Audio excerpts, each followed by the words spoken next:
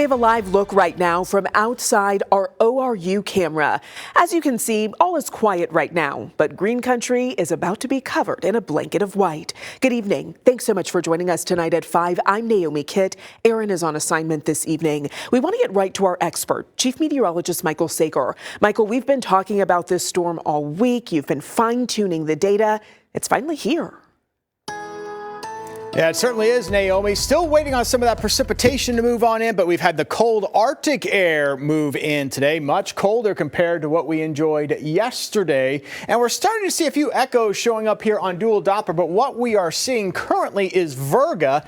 It is precipitation that is falling out of the clouds that are in the mid to upper levels of the atmosphere, but it's drying out before it gets down to ground level. We have a lot of dry air in place, so that's slowing the start of this, which is what we figured would be the case. Now, as you get back here to southwest Oklahoma, back near Lawton and Altus and Wichita Falls as well, Texas, that's where we're starting to see some of this wintry mix and even a little bit of snow begin, and that's going to be tracking up in our direction as we go here through the evening and into later on tonight. There's a look at the dry air. Humidity values down between about 30 and 40%, and our temperatures are cold. Now, we are still above freezing south and east, but we've got teens to the north right now, 23 in Tulsa with wind chills in the single digits. So it is blustery. It is cold, and with time, we will notice this precipitation beginning to move on in. So here we are, just bundle up this evening. I do think in Tulsa, we start to see some of this snow begin to move in by later tonight. So 9, 10, maybe as late as 11 o'clock.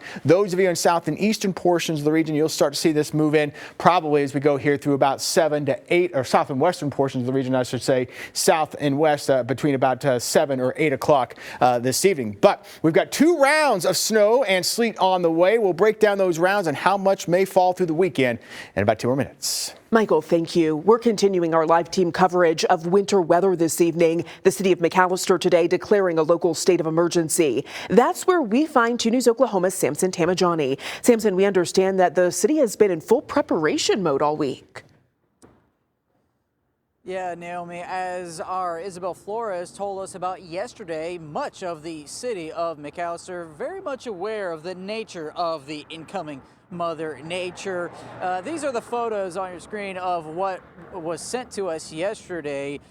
For example, the empty shelves pretty much speaking for themselves. McAllister Public Works also keeping more than 300 tons of salt and sand on hand with snow plows. Some streets, in fact, have already been pre-treated here, but the biggest development coming just a couple hours ago. Mayor Justin Few going ahead and declaring a citywide state of emergency. We also spoke with him within the last hour. He says that is active through next Friday.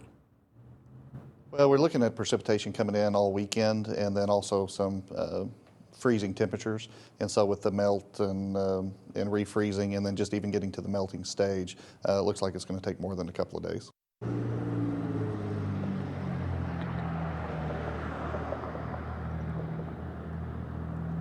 Yeah, we'll be here for at least the next couple days updating things. Now we'll toss it out to TJ Eckert, though, who is live with coverage in Bixby. TJ, how is it looking over there?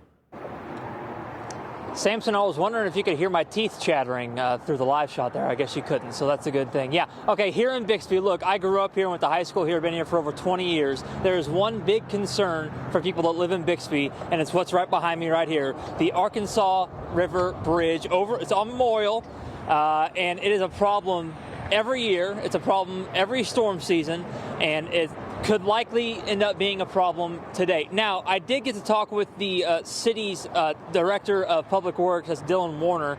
He says ODOT's the one who handles that. ODOT did send in 4 semi-trucks worth of pre-treatment and treatment to help with that. And I asked if this is going to be a problem, that they may even have to close the bridge at some point. They have told us and confirmed that they would be brining for pre-treatment, and then they would be pre-treating 50/50 as well. So we've offered our assistance if they need it and if they would allow for us to clear those if needed, if for some reason they can't make it or if they're stuck at something else. We hope that, of course, worst case scenario never happens, but we always plan for it. Warner mentioned that they have 6 trucks clearing for snowplows here in Bixby, the city streets that they'll handle. Again, ODOT handles this on the Arkansas River Bridge. Okay, we're going to go over to Tahlequah. Our 2 News' Emma Birch is there with coverage over there. Hey, Emma.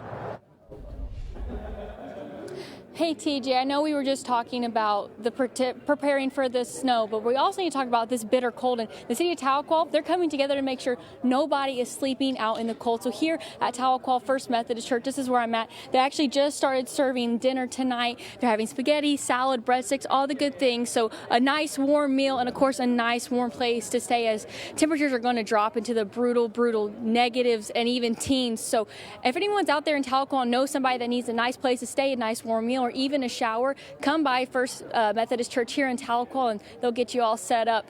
But as we're preparing and waiting for this storm to come by, let's toss it over to Sharon Phillips, who's in Broken Arrow. Sharon, how's it looking up there?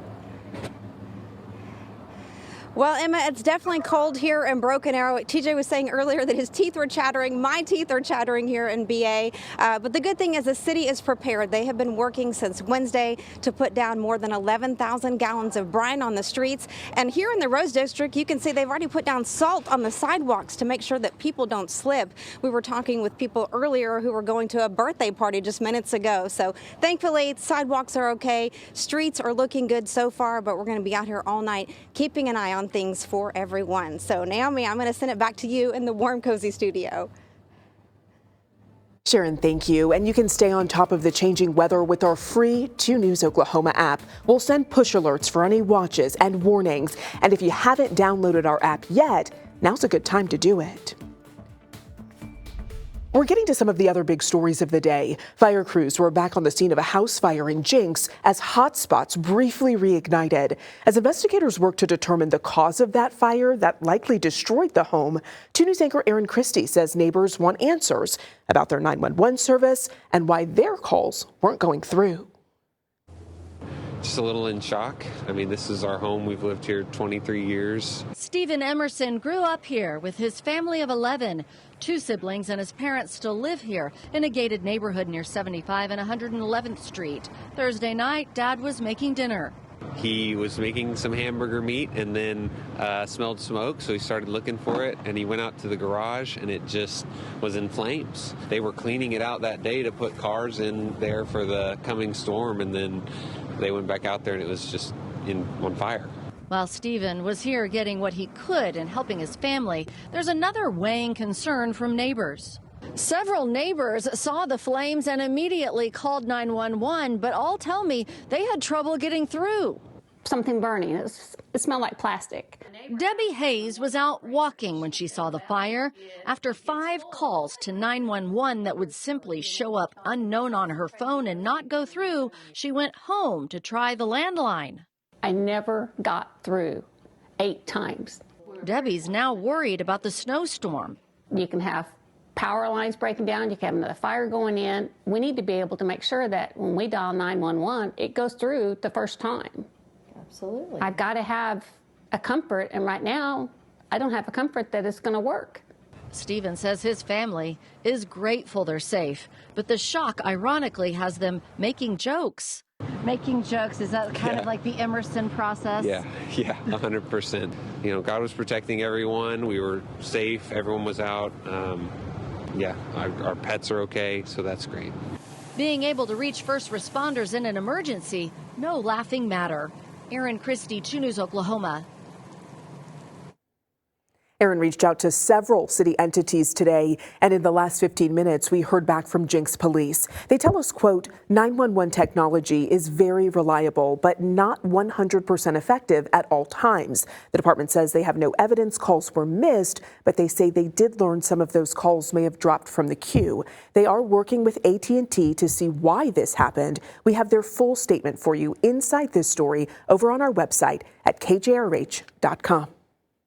Well, now we're jumping back into our live team coverage. Mayor Monroe Nichols signing an emergency declaration ahead of the storm today. Keeping a close eye on the streets in Tulsa, and the GRDA weather chaser is 2 News Oklahoma's Steph Manchin. Steph, tell us how the roads are looking tonight. Naomi, we are out on I-44, and right now things are looking okay. As we know, snow hasn't made its way into the area yet, but people are making their way home.